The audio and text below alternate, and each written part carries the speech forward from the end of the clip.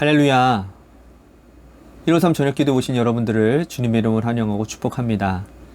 다시 시작되어지는 153 저녁기도회 하다가 멈추고 다시 시작하려면 참 많이 힘든 것이 사실입니다. 그렇지만 오늘도 우리가 힘든 가운데서도 이 저녁 시간 구별하여 하나님 앞에 드리는 이 시간이 우리들에게는 굉장히 소망이 되고 또한 기대가 되고 또한 이 시간 하나님이 우리의 기도 가운데 간구 가운데 응답해 주시고 또 주님과의 그 관계가 깊어지는 그런 시간으로 우리들이 삼기에 힘들어도 이겨내고 이 자리로 나오게 되는 줄로 믿습니다. 오늘도 그러한 놀라운 은혜가 이 저녁 기도회 가운데 다시 새롭게 있어지기를 간절히 소원하고 앞으로 계속 이어질 153 저녁 기도회도 우리가 같이 기대감을 가지고 함께 참석하시기를 바라겠습니다.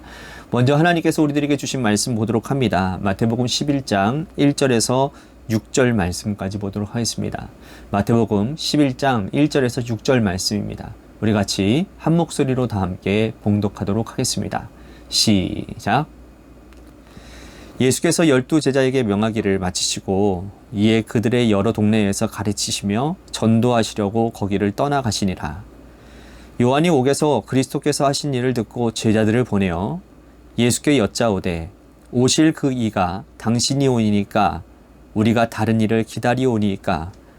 예수께서 대답하여 이르시되 너희가 가서 듣고 보는 것을 요한에게 알리되 맹인이 보며 못 걷는 사람이 걸으며 나병 환자가 깨끗함을 받으며 못 듣는 자가 들으며 죽은 자가 살아나며 가난한 자에게 복음이 전파된다 하라. 누구든지 나로 말미암아 실족하지 아니하는 자는 복이 있도다 하시니라. 아멘. 우리는 어떤 한 분야에서요, 대가의 반열에 오른 사람들을 보면 그 사람이 이룬 업적과 또 그 사람이 이룬 여러 가지 위대한 발걸음에 우리들은 주목하게 됩니다. 그들이 이룬 업적과 발걸음이 너무나도 크고 빛나다 보니까 그 사람들이 겪었던 어떤 고뇌라든지 고통 그리고 눈물 어린 삶을 우리들이 관과하는 경향이 있다라는 거죠. 아무리 훌륭한 업적을 이룬 대가라 하더라도 어찌 인간적인 고뇌와 고통, 그 길을 걸어가면서 눈물을 안 흘렸다 할 수 있겠습니까? 존경받는 훌륭한 정치인이나 하더라도 여러 번 선거에서 낙선하고 난 이후에 정계 은퇴를 고민했던 적이 한두 번이 아니었을 것이고 또 노벨상을 받은 과학자라 할지라도 실험실에서 수천 번 아니면 혹은 수만 번 실패하고 또 고통받는 원하는 값이 나오지 않아서 수없이 많이 눈물을 흘렸던 그런 시간들이 분명히 있었을 것입니다. 올림픽에서 금메달을 딴 금메달리스트들도 보면 여러분들 아시지 않습니까? 그 금메달을 딴 찬란한 영광 뒤에는 그들이 여태까지 그 금메달을 따기 위한 모든 과정 가운데서의 그런 어떤 슬럼프라든지 또 부상이라든지 또 은퇴 직전까지 나아가게 되는 그러한 수많은 고통의 세월들이 분명히 다 있다라는 것이죠. 이처럼 최고의 자리에 오른 사람들은 다 그런 시련과 고통을 딛고 그럼에도 불구하고 고통받고 힘쓰고 애써서 그 자리에 오르게 되었다라는 것이죠. 신앙의 아름다운 열매를 남겼던 믿음의 위인들은 어떻습니까? 여러분, 그들이라고 다르겠습니까? 다르지 않아요.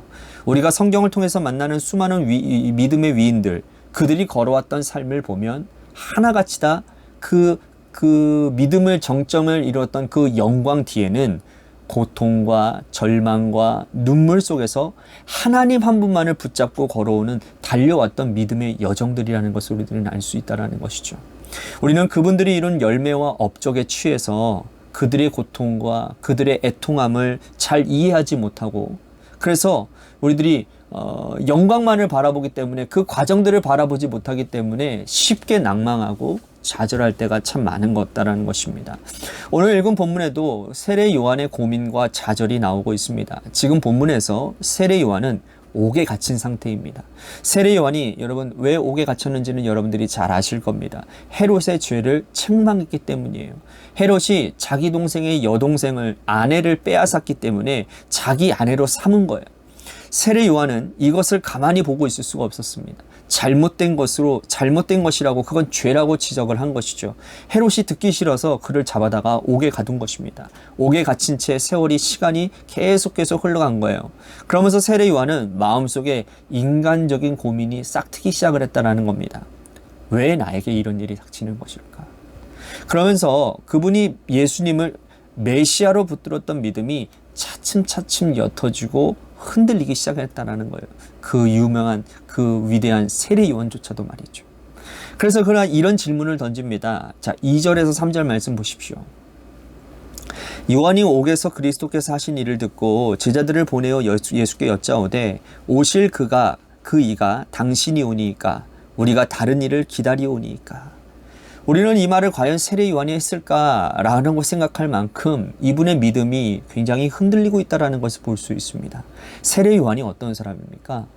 여러분, 그는 예수님보다 6개월이나 먼저 와서 주의 길을 곧게 하라라는 광야에 외치는 자의 소리였습니다.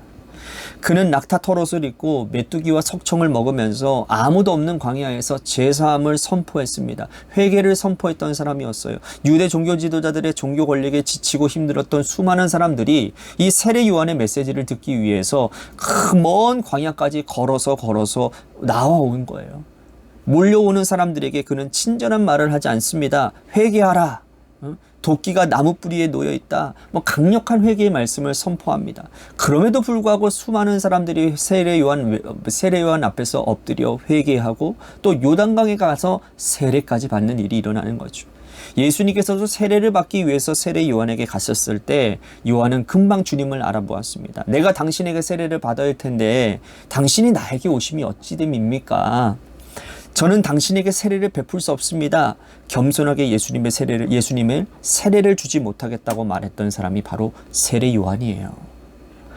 그럼에도 불구하고 지금 요한은 메시아를 기다려야 될지 아니면 당신이 정작 진정한 메시아인지 이 부분에 대해서 제자들을 보내서 확인할 만큼 그는 지금 영적으로 굉장히 피폐하고 힘든 시간을 보내고 있다는 거예요. 이러한 요한에게 주님이 무슨 말씀을 하시느냐? 5절에서 6절 말씀 보십시오. 맹인이 보며 못 걷는 사람이 걸으며 나병 환자가 깨끗함을 받으며 못 듣는 자가 들으며 죽은 자가 살아나며 가난한 자에게 복음이 전파된다 하라. 누구든지 나로 말미암아 실족하지 아니하는 자는 복이 있도다 하시니라. 주님께서는 자신이 행한 일들을 하나하나 지금 설명하고 계십니다. 메시아가 오면 이런 일을 할 것인데 너는 감옥에 있으면서 메시아가 행한 일들을 듣지 못했느냐? 내가 이러한 일들을 행했노라 라고 말씀을 하십니다. 그러면서 중요한 말씀, 누구든지 나로 말미암아 실족하지 아니하는 자는 복이 있다 라고 말씀을 합니다. 이 말씀이 요한에게 큰 위로가 되고 오늘 우리들에게도 위로가 되는 말씀이라는 거예요. 사람들은 누구나 믿으면서 의심하고 의심하면서 믿는 존재들입니다. 우리는 믿음에 대한 강박을 가지고 있는 것 같아요. 100% 순전한 믿음, 불순물 하나 섞이지 않은 그러한 믿음, 이러한 믿음이 온전하고 완전한 믿음이라고 생각을 하지만 그러나 우리는 죄성을 가지고 있는 연약한 인간들입니다. 이 세상 살아가면서 100% 순수한 믿음이라는 것은 결코 존재하지 않습니다. 믿음의 대가라고 일컬어지는 세례 요한조차도 여러분 그도 주님을 믿고 싶으나 마음속에 일어나는 의심은 어쩔 수가 없는 거라는 거예요. 그래서 제자들을 보내어서 주님께 묻고 있는 것 아니겠습니까? 여러분, 우리 속 깊은 곳에서, 우리의 마음속 깊은 영혼 깊은 곳에서 매일같이 솟아나오는 의심과 불안의 감정들, 우리는 솔직하게 인정하지 않을 수가 없습니다. 우리는 믿음의 완전을 향하여 달려가고 싶고 완전한 믿음을 소유하고 싶은 열망을 가지고 있지만 그럼에도 불구하고 마음속에 믿으면서 의심하고 의심하면서 또 믿고 싶은 그런 양자의 마음을 가지고 있는 것이 오늘 우리의 현실이라는 것이죠. 이것이 우리들이 살아가는 믿음의 현실이라는 거예요. 세례 요한이 훌륭한 것은 이러한 불신과 이러한 의심이 들 때 즉각 주님 앞에 물어보았다라는 겁니다. 주님이 저는 이러한 상태에 있습니다. 주님, 제가 이러한 연약한 상태에 있습니다. 그럼에도 불구하고 제가 주님을 붙잡아야 됩니까? 저에게 들려주시고 말씀해 주십시오. 흔들리는 믿음 자체가 부끄러운 것이 아닙니다. 더 부끄러운 것은 뭔지 아십니까? 흔들리는 믿음을 흔들리지 않은 척하는 게 문제라는 것입니다. 그게 더 부끄러운 일이라는 거예요. 믿음이 흔들리고 의심이 내 눈앞을 가리고 불안해서 견디기 힘들 지경이 될 때 그때 주님께 물어봐야 되는 거예요. 제가 주님을 더 기다려야 됩니까? 당신 정말 주님 맞습니까? 이렇게 물어보는 믿음, 이것이 오늘 우리에게 세례 요한을 닮아가는 그러한 믿음이 되기를 우리는 간절히 바라야 된다라는 것이죠. 우리도 세례 요한처럼 감옥같이 사방으로 우겨쌈을 당하는 시절이 되면, 누구도 나를 도와주지 못하는 상황이 되면 그때 우리들에게도 믿음의 불안과 불신과 의심이 싹트게 될 것입니다. 그때마다 나를 둘러싸고 있는 이 상황에 낙심하고 거기에 사로잡혀서 불신에 휩싸여 살지 마시고 주님께 나와 간절하게 매달리고 흔들리는 믿음 붙잡아 달라고 간구하시는 저와 여러분들 되시기를 바라겠습니다. 사랑하는 성도 여러분, 오늘 하루 여러분들 사시면서 얼마나 많은 흔들림이 있으셨습니까? 괜찮습니다. 여러분, 괜찮아요. 연약함을 인정하는 것에부터 은혜가 임하기 시작합니다. 내가 완전하다고 생각하고 내가 온전하다고 생각하는 순간 교만해져서 우리는 하나님 찾지 않아요. 우리를 하나님께서는요, 우리가 철저하게 연약해진 그런 상황 가운데서 주를 바라보게 하시는 거예요. 그때 하나님의 새 일들이 보이기 시작하고 우리가 하나님의 섭리 앞에서 순복하게 되어질 때 하나님은 일하기 시작한다라는 사실입니다. 사랑하는 성도 여러분, 오늘 연약해진 믿음을 위해서 여러분들 간절히 기도했으면 좋겠습니다. 우리의 믿음이, 또한 우리의 영성이 이 시간 좀 많이 침체가 되어져 있다면, 주님, 내가 이렇습니다. 솔직하게 그냥 주님 앞에 다 내려놓으세요. 다 내어놓으세요. 그리고 주님, 저를 붙들어 주세요. 저를 강건하게 해주세요. 제 믿음을 다시 한번 세워주세요. 주님을 더욱더 신뢰할 수 있도록 나를 도와주세요. 라고 기도하는 그런 기도의 자리로 나아가기를 소망하겠습니다. 또 한 가지 우리 같이 교회를 위해서 기도합니다. 주님 붙들고 주님께 소망을 두고 주님, 교회가 세워져가는 교회 되게 하여 주옵소서. 기도하기에 힘쓰는 교회, 찬양이 넘치고 감사가 넘치는 교회, 온 성도들이 합심하여 주님의 교회를 사랑하고 주를 사랑하여, 그래서 하나님께서 원하시고 바라시는 것에 손과 발이 되어지는 교회 성도가 되도록 인도해 주시옵소서라고.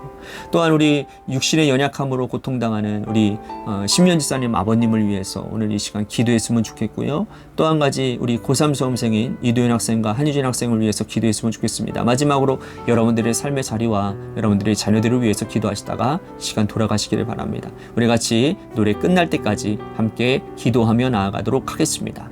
기도하시겠습니다.